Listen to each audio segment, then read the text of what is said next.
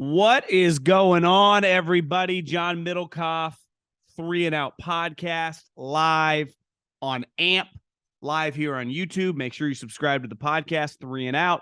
Make sure you subscribe to the Volumes YouTube page. Appreciate everyone sharing it with your friends. Talk about the podcast. We talk about football. We love football. Let's dive into the Monday Night Football game. You know the crazy part about the NFL is if you can just stay around 500, a game above, a game below, you are right in the playoff mix now, especially with this added 7 seed. You're just alive. And one thing's clear last year, and it's evidently clear again this year.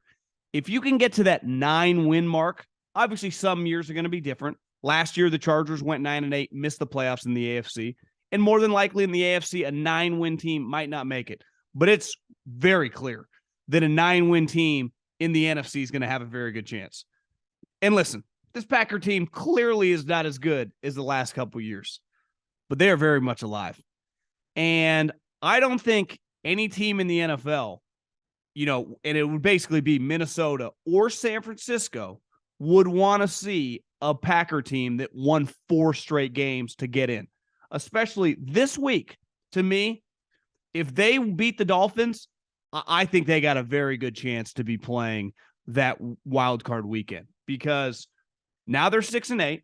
They beat the Dolphins, which is going to be difficult. The Dolphins, this is kind of must-win territory for them too, depending on what happens to the Jets game, what happens this week with the Patriot game, right? The Raiders and Steelers are not dead either, though they got some room to fight. But when it comes to the NFC, if you just assume the Giants get to that, let's say 9-7-1 mark, potentially 10-6-1, the 7 seed is wide open. And when you look at the teams competing for that are above Green Bay, and Green Bay finishes, they go at Miami, which is, going to be a nice weather game for Aaron Rodgers to sling that thing around. We'll see what the injury is to A.J. Dillon. Then they get Minnesota and Detroit at home.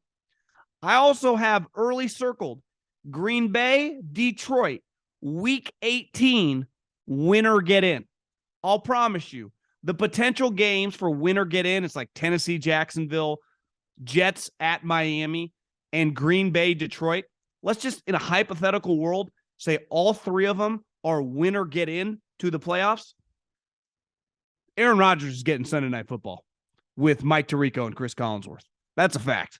And I think that would be the best game, especially if that game, the winner is to play Minnesota, another divisional game. I got that already marked as the Monday Night Football game. But Washington, who is currently above the Green Bay Packers right now, they play the 49ers this week. They're a 7-point dog. I like the Niners. Seattle, 7-7, also above Green Bay. They play the Kansas City Chiefs. Bye-bye, Seattle. And when you look at the Packers, if they're able to win this Miami game, and I said it yesterday on the podcast, Miami's game, even in a loss, was very, very impressive against Buffalo. Easily could have won that game, went toe-to-toe with them. That was easily their best game in a while. And obviously, they're leaking oil. They look like a playoff lock. I still think they are a playoff team, but all of a sudden you lose this game against the Packers, depending on what happens to some of the other team. We'll see. And then Minnesota, who you got to give credit to. They just find a ways to win. Green Bay at home, early season loss. That thing would be fascinating. And then Detroit, I'm telling you, I got that thing circled. And this is a great life lesson to any NFL team. Like, obviously, once you get to like 4-8, there's a lot to overcome. But if you can just keep it as the year goes on to 7-7, 6-7, 7-6, and just keep your head above water now with the 7 seed, you're going to be in the mix. And no team, like, I'll tell you this, as a 49er guy, the team I want to see in the first round? Washington or New York. Taylor Heineke, Daniel Jones. Hell, even Jared Goff. The 49ers have played him. He can't move around. Seattle, all day long. The team, if the 49ers already get the 2 seed, the last team they would want to face is the Green Bay Packers. And I'm not saying they can't beat the Green Bay Packers. Obviously, they'd be the favorite in that game. They beat them on the road last year when they were the number 1 seed and they were 7-point dog. But you got Aaron Rodgers. And anytime you got to play Aaron Rodgers, it's fucking hard. And you saw tonight, like, he was ready to score another touchdown at the end of the game. He's doing Tommy Lasorda, touching his elbow, touching his leg for indicator, and Christian Watson doesn't know what's going on. So there's still a learning process there. And without Devontae Adams, they're clearly not as potent on offense. But I said this last year when the 49ers went on the road to beat them.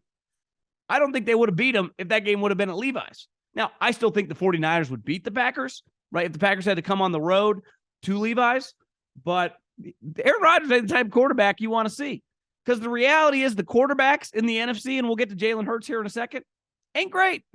This ain't Patrick Mahomes, Joe Burrow, Justin Herbert, and Josh Allen. That group is in the other side of the conference. Talk about a gauntlet, and talk about a conference, especially now with Jalen's injury, which we have to admit is just wide open. You get in the dance, you got a chance. And I've said over and over, the McVay TV talk, I feel is a little exhausting. I also feel it's like a little bit, unfair to the profession is probably the wrong way to put it, but it's like, bro, you make $15 million. You don't have kids. I know he's kind of shot these rumors down, but clearly last year he flirted. Tonight at halftime, it's freezing cold. He's playing a game with a bunch of practice squad players. The overwhelming majority of NFL football fans couldn't name most of the guys he's rolling out besides like Baker Mayfield and Jalen Ramsey. His best players are in street clothes on the sideline. And he gives this halftime interview in what looked like 0 degrees. You can see his breath. He looks cold. And I got a text from my cousin who's like, he's got TV written all over him. Why does he want to keep going through this? And listen, I don't like this topic. It does exhaust me, but it's not going away. And you have to wonder, like, he couldn't retire last year. They just won the Super Bowl. Like, I don't care how much he flirted with them, how much money Bezos and his people offered him. If Stafford and Aaron Donald and all those guys were going to come back, he had to run it back. He could not walk off like he's John Elway or Peyton Manning. And he did.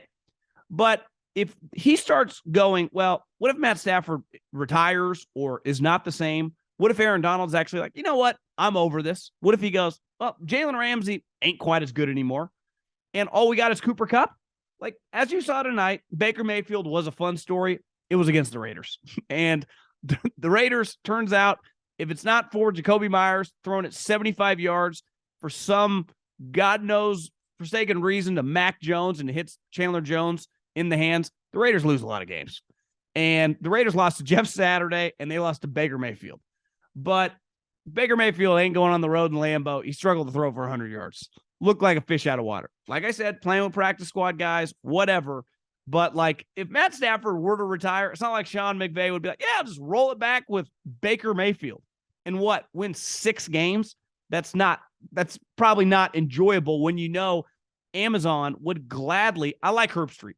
I really do. Love him on college game day, the night game with Musburger and Fowler over the years. He's just a stalwart when I think about college football. He's a little bit of a fish out of water in the NFL. Him and Al have pretty terrible chemistry. It's, let's face it, a rough watch.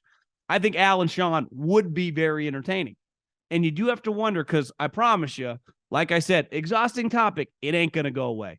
And if these guys are either tapping out, retiring, or he thinks are over the hill and now injury prone, you have to wonder if he'll contemplate going, see ya, because Amazon will gladly tell Herbie, hey, you just focus on college. Sean, come our way, get with Al, he'll groom you, and you'll be a star. And we'll pay you, what are you making? Coaching $15 million for the Rams? How many hours do you work? 100 a week? What time do you get up? 4:30? How about you wake up at 8 and we pay you $20 million a year and we sign you to a 6-year deal and we pay you huge cash and you become an absolute rock star and you don't even have to move. And listen, as someone who's changed professions, I do understand where you can get burned out, and money talks, shit walks. Really quick before we dive in to the massive injury news, I want to tell you about my friends at Omaha Steaks. Because right now you're thinking about, who do I get Christmas presents for? Who do I get Hanukkah presents for? What do I do? Brothers, dads, brother-in-laws, Omaha Steaks. Omaha Steaks have put together a delicious selection of various gift packages to make shopping for the ones you love nice and easy. Go to omahasteaks.com and take advantage of 50% off statewide, plus use code 3AND-OUT. That's the number 3AND-OUT at checkout to get an additional $40 off your order. Omaha Steaks has everything from butcher's cut filet mignons to air-chilled boneless chicken to ultra juicy burgers, love a good cheeseburger, and even easy-to-prepare comfort meals that are ready in a flash. Don't wait. Order right now. Beat the shipping rush. Omaha Steaks is a great gift from the heart. Everyone will enjoy it. Visit omahasteaks.com. Take advantage of 50% off site-wide, plus use the code 3AND-OUT, number 3AND-OUT, at checkout to get an extra $40 off your order. We had, I wouldn't say a fishy story. I would imagine Eagles fans saw yesterday. I was in and out of the Eagles-Bears game, but he played the whole game, and then he threw a late, I guess it wasn't a touchdown, but a beautiful bomb to A.J. Brown. He finished the game, and he was throwing late in the game that you didn't think much of Jalen Hurts laying on the ground for a second and his left tackle having to lift him up. Now, before we dive into how he got hurt and running quarterbacks it's football. Guys get injured playing football. Pocket quarterbacks get hurt. Punters and kickers get hurt. Running quarterbacks get hurt. I never have a problem because I think it is very easy to nitpick. I've seen it with Deebo Samuel. I've seen it with the 49ers quarterbacks going down. That why are you running him? Jalen Hurts, who is proven now to be an excellent passer, especially Jason Kelce has called him the best deep ball thrower in the league, and with Russell Wilson becoming a terrible football player, you can make that argument. He throws a beautiful deep ball. He has improved greatly as a rhythm passer in the short and intermediate game. No player probably has improved more in the last 12 months than Jalen Hurts. But his best attribute as a football player, and it is a borderline elite attribute, is his running skills as a quarterback, right? Because unlike a running back, he's not necessarily accounted for always because he can drop back and scramble. He's as instinctive of a runner as honestly we've ever seen. He's elite. He's not the fastest runner, but in terms of instincts as a runner, it doesn't get any better. So I never have a problem with calling runs for great running quarterbacks. Now, I think the pushback is late in the season, he is clearly one of the key cogs to your eventual pursuit of a Super Bowl. You're playing the Bears. Now, at the time, you don't know if it's not like you're playing in the afternoon and the Cowboys played in the morning and you knew they lost. So you're playing to win. It's a tight game. And running him in third quarter, it's just part of what you do. That would happen against the Cowboys. That would happen against the 49ers. You would probably do that against the Texans. We can nitpick that, but I do believe it's a little unfair because that's how he plays. And that's really how he excels, by being a threat in the run game, throwing bombs in the passing game, and utilizing, his playmakers in the short and intermediate game and letting them make plays after, with the ball in their hands. But if he's really hurt, and let's face it, this is not a good sign. I have no inside information, just read what you've read on the internet. And John Clark, who covers the team, who just knows shit, going, there's no chance he'll miss a playoff game. He'll be at minimum ready for the playoffs. I think it's pretty clear Gardner Minshew is going to play this week against the Cowboys. Now, ultimately, this Cowboy game, after they, blew that game to the Jags, because that's what it was. You're up 27-10. You have a chance to put them away at the end of a regulation. Hell, you get them to punt and you have the ball in overtime. You can't lose that game. That's a terrible loss by the Cowboys. But it also has huge implications now that their quarterback, hypothetically could miss the rest of the regular season. Who knows? Now, maybe it's just precautionary. He just misses one game. But it is his throwing shoulder. And if I had to take an educated guess, the adrenaline of the game, there was a great video of A.J. Brown and another wide receiver, completely screwing around, having a good time on the sideline, on the bench. And Jalen is as serious as a Marine. That guy is so locked in. So he wasn't coming out of the game, but I do wonder if he was in serious pain today. And it's his throwing shoulder. It's just something that makes us talk about the NFC. And people ask me, do the 49ers really have a chance with Brock Purdy? Well, in theory, they should not, but they're not playing Joe Burrow, Patrick Mahomes, Josh Allen. That's not who they have to go through. It's Kirk Cousins, who has one career playoff victory. Dak Prescott.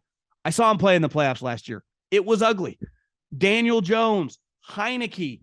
It's why I say Aaron Rodgers would be so scary if he got in, because one thing that's always hurt the Packers, they're always playing at home. It's freezing cold. It's hard to pass. put them in sunny conditions, they're actually more built historically for a dome because they have this all-time great quarterback. Tom Brady, well, his team sucks, and so does he kind of right now.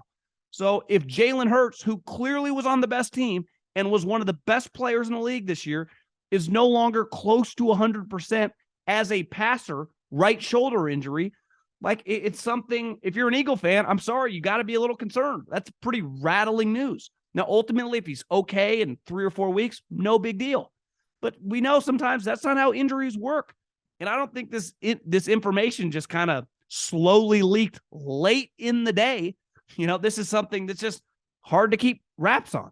And when it came out, I went, man, that made the NFC a little more wide open, because the AFC is technically wide open with 3 teams: the Bills, the Chiefs, the Bengals.